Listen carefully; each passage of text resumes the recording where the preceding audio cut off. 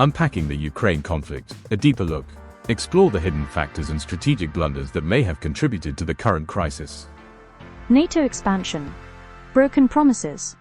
Verbal assurances, early 1990s.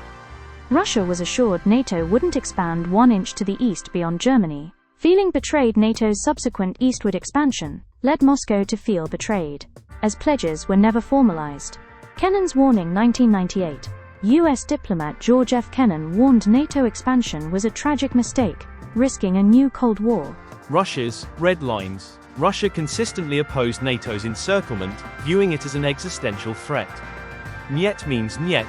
Russia's NATO enlargement red lines. William Burns, 2008 U.S. diplomatic cable. Ukrainian NATO entry was the brightest of all red lines for the Russian elite, fearing unpredictable consequences. The 2008 NATO pledge. Despite Moscow's objections, NATO declared Ukraine and Georgia will become members. Turning point. Scholar John Mearsheimer states, all the trouble really started with this pledge. Existential threat. Russia's leadership saw this as an existential threat and drew a line in the sand. Washington's strategy in Russia's perception. Moscow viewed Western integration efforts in Ukraine as a mortal danger.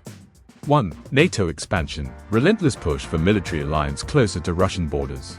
2. EU expansion, integrating Kyiv into the European Union's political orbit. 3. Pro-American democracy, efforts to transform Ukraine into a liberal democracy aligned with the US. Dismissal of concerns. Western officials ignored warnings, asserting NATO is defensive. Offering NATO membership to Ukraine was seen by Russians as a direct challenge to Russian interests, and would create fertile soil for Russian meddling in Crimea and eastern Ukraine.